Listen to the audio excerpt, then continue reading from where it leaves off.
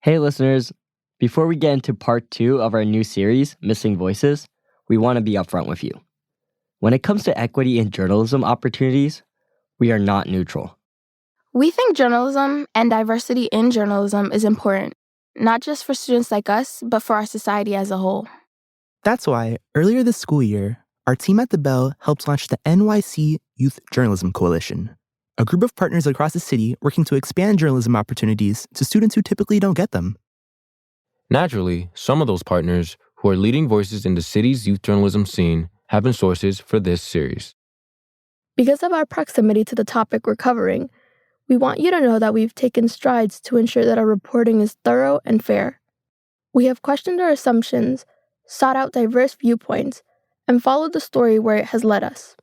All hallmarks of rigorous journalism. With that, we hope you enjoy the rest of the series. It's more than I ever expected. It's otherworldly. It's beautiful. It's January, and I'm with the Miseducation team on a visit to the Center for Brooklyn History in Brooklyn Heights. It's part of the Brooklyn Public Library. We're surrounded by towering bookcases and ornate woodwork. The room is lit by dozens of lamps. I'm waiting for a butler to appear with a selection of fine cheeses and grapes. Instead, a librarian shows up. Welcome, everyone. I'm so happy to have you all here. That's Kavina Tidwell. I'm a special collections and outreach librarian here. The Center for Brooklyn History houses the largest collection of historical documents and artifacts from Brooklyn. Cannonballs from the Revolutionary War, giant bolts from the Brooklyn Bridge, the home plate from the Dodgers. Yes, thank you. And lots of other cool stuff. But we're on a specific mission. Kavina is here to guide us through a collection of archived high school newspapers. Some highlights is that in various school newspapers, we have things about the chess master Bobby Fischer. Janet Yellen, the Treasury Secretary, was a high school student and was an editor at a paper. And then there are articles about Bernie Sanders, the senator, from when he was a track and field star. He was very fast. I gotta see that. The collection contains nearly 1,000 newspaper editions ranging from 1853 to 1994, but most are from the late 50s and early 60s. A lot of the school names are familiar. Clara Barton, James Madison, Brooklyn Tech, Erasmus. The collection is digitized. Normally, you can't just walk in and flip through the newspapers. But Kavina and her colleague Liza made an exception for us.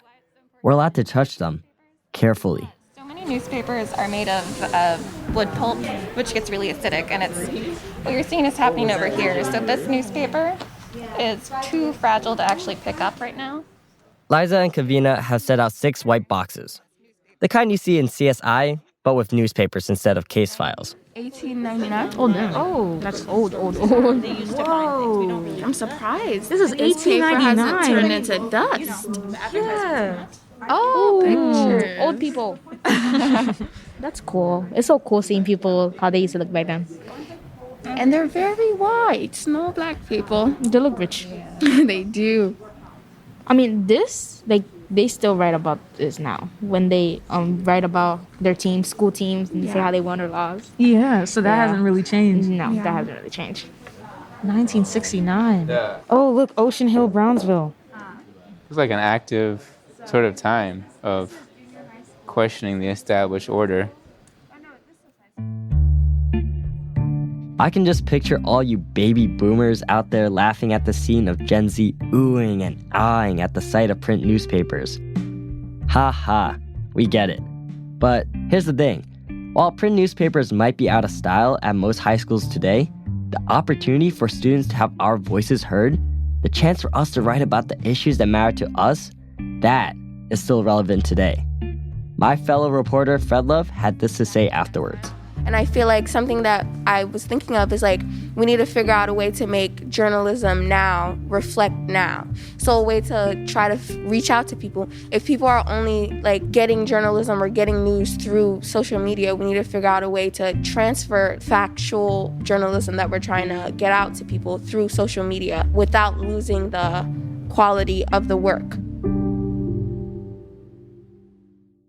The big takeaway from our trip to the Center for Brooklyn History is that seemingly every high school used to have a student newspaper. Today, few do. In episode 1, we visited Pace High School and Townsend Harris High School, two schools that do have student newspapers. They're doing really dope work, but it's rare. What happened to all the newspapers? On today's episode, we're going to answer that question, and we're going to look at an effort to reverse the trend, to bring school newspapers back.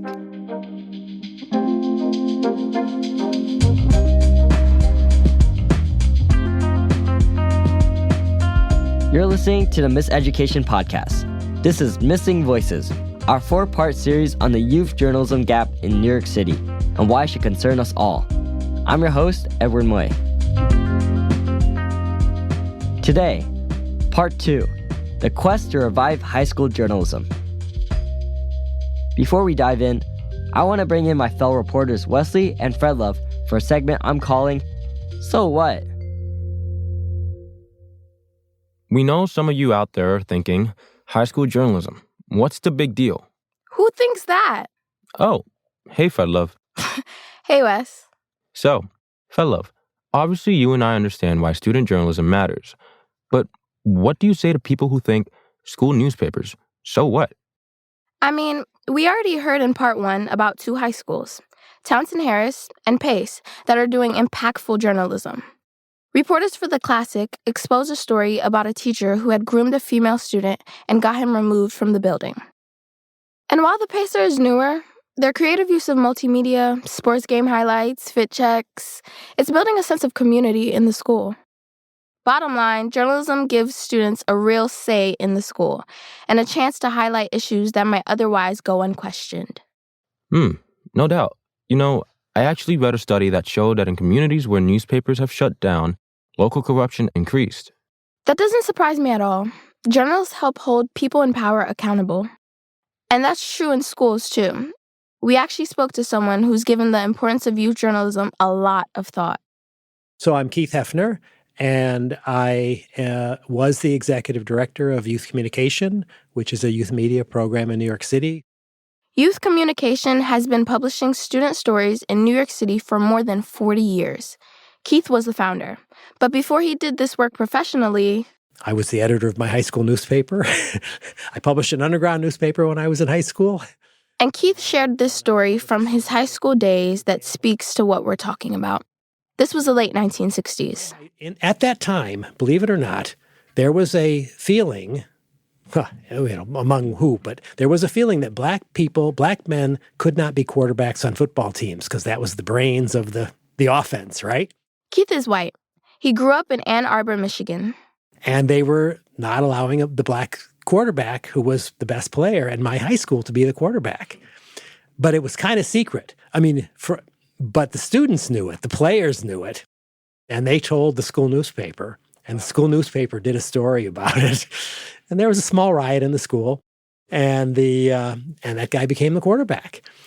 And so it was a perfect example of how adults either didn't know or were suppressing a social change. And young people knew it. And by having a voice, we actually made the change in the school. Keith wasn't a part of the school newspaper at the time. But when he saw the difference that student journalism could make, he joined. And he never looked back. Wow, that's a great story. And it makes me sad to know that there are so many high schools around the city today, mine included, that don't have the platform to speak up, to make a change. Students, if you're listening and agreeing, hang tight. There's an effort in New York City to bring student newspapers back. We're going to let you hear directly from the folks leading that effort. But first, how did we get here? And where did all the newspapers go? Here's my boy, Jaden. After Keith Hefner graduated high school, he kept publishing an underground student newspaper for several years. Then, he moved to New York City, where he wanted to keep working in youth journalism. In 1980, he founded Youth Communication, an after-school program that published student stories, and still does. In 1991, he wrote a paper summarizing his ideas, his gripes, and his hopes related to youth journalism. It included some really interesting history. In the paper, of course, you talk about the golden age of journalism. From post-World War II through the mid-'60s. But I was just wondering, what did these papers look like? They were papers that described the life of the school, but usually from an elite perspective. So they didn't, like if you were in a school like in Ann Arbor, Michigan, where I grew up, that was probably 10% black at that time. Did black students, there's probably a very good school paper, but were black students in that paper? Mm-hmm. There were, I would guess that until the mid-'60s, I bet almost all of the editors were men. So maybe not golden for everybody. But one thing that did was it gave the mostly white male reporters and editors a huge opportunity to learn those critical thinking skills, those writing skills, those leadership skills, and then to use the fact that they had learned them to get into really good colleges and stuff. So it was great for the kids who did it, but it was also like an amplifier of inequality in that way. And if you see it now... Keith wrote in his paper that, according to his anecdotal sampling, a, quote, huge number of working journalists in that era got their start on high school newspapers, primarily white men. But the demographics of the city schools started changing. Between the 50s and the 70s, there was this massive white flight in New York City. By 1980, only about 1 in 4 public school students were white. Rapid immigration from Asian and Latin countries had transformed the city's makeup. Keith said that the mostly white educators of the time had strong feelings about the changing student body. I'm not going to repeat them, but I heard bad things from teachers and principals in those days about what they thought about their students. And to sum it up, well, they weren't really capable of producing a good newspaper or whatever it might be. There were really racist and sometimes sexist attitudes towards what young people could do. That was part of it. But the other part, spoken or unspoken, was that a lot of those principals and teachers, especially during that time of change, knew that there was something wrong, and they wanted to keep a lid on young people's expression of that because they knew the young people knew. And so if you have a school newspaper, you've kind of taken the lid off, if you give somebody a voice. And so there was almost a panic to not let young people have a voice because they were going to expose the whole system. From time to time, Keith would get requests to advise schools on how to create newspaper programs, but he said they rarely followed through. The thing that bothers me about the decline in the high school press is that, having worked with high school students in New York City for 40 years, they have so much to offer. They have so many insights. And all of that has been denied in the last 30 or 40 years when papers have not existed. In the early 2000s, with student newspapers already in short supply, something else happened. There are now rewards for success in our schools and consequences for failure. The new mayor, Mike Bloomberg, led a massive reorganization of the city's high school system in an effort to improve low graduation rates. If a school continuously fails its students, we will shut it down. He closed dozens of large, low-performing high schools and reopened new, small schools in their place, sometimes 4 or 5 to a building. Now making schools smaller, yet another plan to deliver better educations to urban school children. In all, over an 8-year period, New York City created 123 small, theme-based, open admission high schools from scratch. The shakeup had pros and cons. One of the cons, these new small schools, which mainly enrolled low-income students and students of color, no longer had the capacity to support a full range of electives, like journalism. Schools had to choose a focus. They often put it right in the name of the school. School for finance, school for classics, school for law, science and engineering, sports management, and more. Not many chose journalism. And this is the landscape we're in today. Schools with the best journalism programs, they're often the more privileged schools, which also tend to be larger, like Stuyvesant, Beacon, and of course, Townsend Harris. A newspaper is just another expectation in these schools, no different than a tennis team or theater program or art club. For schools like Pace, small, high poverty, black and brown, In the rare case that they have a newspaper, it's usually because they have a Mr. Rolfing, a teacher who goes above and beyond to make it happen. But, come to think of it, most schools have a teacher like that. At least one or two. So, what if there was a way to train and support them to run a student newspaper program? Better yet, what if you could train the students too? After this short break, Jadalyn, with a reason for optimism. Ooh, I wonder what happens next. Me too, but first we have to let y'all know something. We do? Oh, yeah, we do. To keep this content coming, we need support. From you. What do you mean? I'm already supporting you guys. No, I mean like our listeners. Anyways, we're a small organization, so doing a project like this isn't easy. That's right. All the equipment we need to make a podcast has a cost. We do have partnerships with other organizations, but it's simply not enough. Your financial backing helps us more than you know. We love spreading the word about subjects like the one we're talking about today, and we hope to keep doing just that. So that said, you can head over to give.bellvoices.org and choose a one-time or monthly contribution. That's give.bellvoices.org. We so appreciate your support. Hey, quiet down. We're starting again. Okay. Back to the episode. My name is Laura Bergen, and I'm the founder and director of Press Pass NYC, which is a nonprofit organization that helps public high schools in New York City start student newspapers. Laura Bergen started Press Pass NYC in the fall of 2021 in response to the gap she saw in student journalism. Finally, people really are talking about how in New York City, the media capital of the world, most of our million students will not graduate with much media knowledge at all. So hopefully we'll make some changes here. There are glass half empty people, glass half full people, and then there's Laura, who looks at the glass and says, "We need a bigger one." Every school should have a newspaper. All 1,000 schools in New York City. That's our goal. Laura isn't a journalist by trade. She's actually an accomplished children's book author. But for a short time, Laura taught English at the Global Learning Collaborative High School on the Upper West Side. It's one of 4 small high schools located in the old Brandeis High School building. So when my school was founded about 10 years before I started, they made sure it was a small school. They made sure they covered all the requirements for graduation, but they did not have a school newspaper, as well as a lot of other electives that probably Brandeis High School had when it took up the whole campus. She was the new teacher in town, and the principal tested her with a tough assignment. I had a spring semester class of students who had to recover a credit.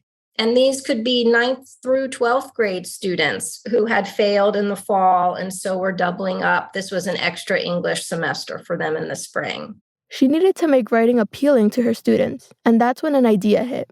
She decided to create a school newspaper and have her students write articles for it. Before long, these students were working harder, ultimately, than the students in my regular classes. And they were learning more because the work they were doing was so relevant. And they were just so proud of the work that they did and so invested. After that experience, I did leave teaching, but it just stuck with me that, if I could start a newspaper and have such a great time as an educator with no experience at all, and doing it with students who had no experience, maybe other schools could. Laura knew from her own story that a single teacher could provide the spark to create a school newspaper. She also knew that having journalism training would give more teachers the confidence to do it. So, in 2021, as she was getting Press Pass NYC off the ground, Laura teamed up with Professor Jean Belton from Baruch College. We offer this course that we call Launching a High School Newspaper. The course is for New York City teachers. We teach like real journalism basics. What are the sections that should be in a high school newspaper? Like news, features, sports, opinion, arts. What are the major topics going to be that you expect that you're going to be covering? What's the name of the newspaper going to be? And having that is actually enough to get something up in terms of a newspaper that can be online and then can be populated with stories. Once teachers complete Professor Belton's course, Press Pass provides ongoing coaching and even occasional financial supports for notebooks or pizza. In its first year, Press Pass supported 13 schools that were trying to start newspapers. But there was one big challenge that Laura kept hearing from school after school. The advisors got to be into it, but they need the students to be into it to keep them into it. And because it's a student newspaper, it is all dependent ultimately on the students to put in that extra work, to do that extra learning in the beginning, no matter how interested they might be in writing, no matter how interested they might be in expressing their voice and opinion. They have to feel like they're getting something back from all that they put in. She realized that it wasn't enough to work with the advisors. She needed to help train the students too. Here's Fred Love. Flashback to summer 2022, New York City. Fire hydrants spew water into the streets, the ice cream truck song plays on a perpetual loop, and the parks are crowded. But inside one office building in Lower Manhattan, 17 teenagers have gathered for the first ever Press Pass NYC Student Editor Boot Camp. They're from different high schools that are all trying to launch newspapers. For 5 days in August, the students participate in workshops led by volunteer journalists on journalism basics, pitching story ideas, writing leads, using AP style. My name is Ashley Conde Lopez. I go to Academy for Young Writers, and I'm starting sophomore year on September, and I'm in the newspaper club. The summer boot camp has been an eye-opening experience for Ashley. Like, there's stuff I didn't even know. Like, before writing an article, I thought you just write it and then they edit it and that's it. Like, and now, like, you gotta do, 3 drafts. Like, there was even words I didn't even know. So I was like, yeah, that's, a huge learning. She's been taking pages of notes in order to share what she's learned with her newspaper club when the school year starts. And also, brings, a huge responsibility, knowing that you're going to have to take all this information, bring it back to the school, like that. They could start, growing the newspaper club. For Ashley, this is a big deal. She's wanted to be a journalist for a while. She just hasn't had many opportunities. So I was choosing journalism as my, career type base. And I thought, journalism was, you just write and that's it, about a topic that's going. But it's the whole opposite. But, I'm so interested in journalism. I still want to take journalism as my career, or photojournalism. I want to take that as my career. The boot camp has been prepping her to lead her school's new newspaper, which is exactly the kind of experience that could give her a leg up in pursuing journalism as a career. That's true for all the students at the boot camp. Meet Moro. So my full name is Mormolalua, Moromolaoluwa. But people call me Moro for short, which is Moro, because it's easier to pronounce. Moro's school also has a long name, the Institute for Health Professions at Cambria Heights in Queens. Like Ashley, she's also about to start her sophomore year. She's learned big lessons this week. I just realized during this week that news comes from new. So I never made that connection before that news. So I'm like, oh, so that. And small ones too. So and also like that when I have to when you sign the quotations, you have to put your comma before the quotation mark. I didn't know that before because in my country, how we write, you put the comma after the quotation. So that's how I used to do it. Moro moved to Queens 3 years ago from Nigeria. Starting in the fall, she'll be writing for her school's paper, the IHPCH Voices. When you have a story, when you have an idea, you should push for it. You have to make sure you pass that boundary. Like, no matter what, like, push for your story. Because if you don't fight for it, it's not, people are not gonna hear it, and there are a lot of stories that swept under the carpet, and you have to dig for it. And you also, like, have to learn to talk to people.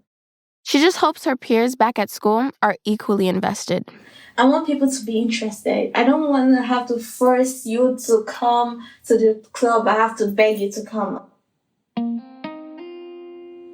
I want the people to want to love journalism and love what journalism is all about.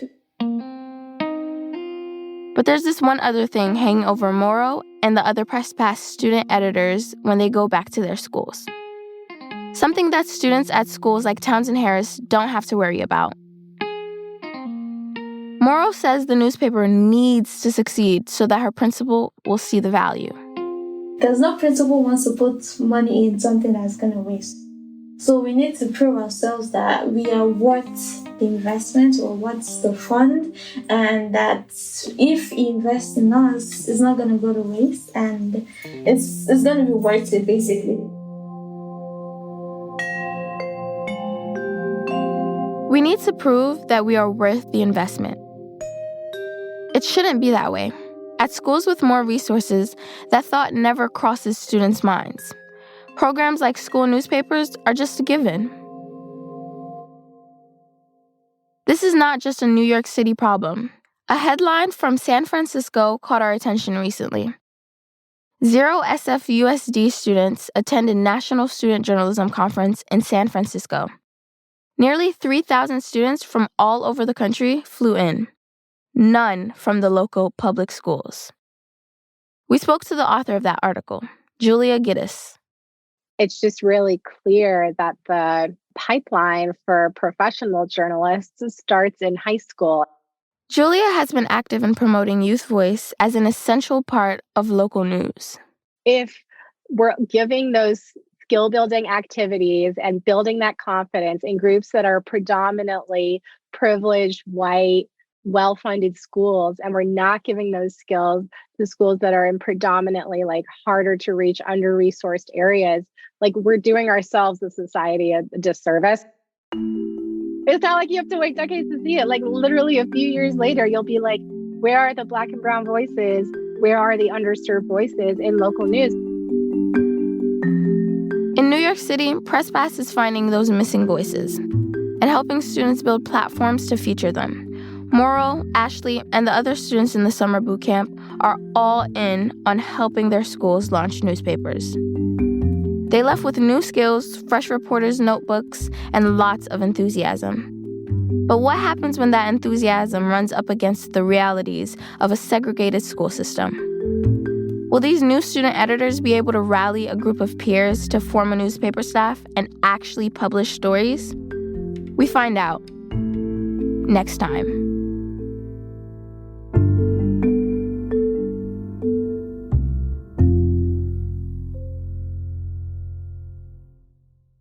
That was Fred Love Dazome. You also heard reporting from Jaden Williams, Jadalyn Kamei, and Wesley Almanzar. I'm your host, Edward Moy. We've got 2 more parts to Missing Voices, coming your way soon. The Miseducation podcast is a production of The Bell. Learn more about our work and listen to all of our past episodes at bellvoices.org. Follow us on Instagram and Twitter at miseducationpod. This series was reported by Wesley Almanzar, Jadalyn Kamei, Fred Love Dazome, Edward Moy, and me, Jaden Williams. Our producers and editors are Abby Levine, Sabrina Duquesne, Mira Gordon, and Taylor McGraw. Sound mixing and scoring by the one and only Peter Leonard. Music in today's episode came from Blue Dot Sessions. Special thanks to Erica Wong and David Herman at The Good Studio, and to Hindenburg Systems. This Missing Voices series was made possible in part by the Education Writers Association, the Pinkerton Foundation, the Summerfield Foundation, and FJC. Thanks for listening.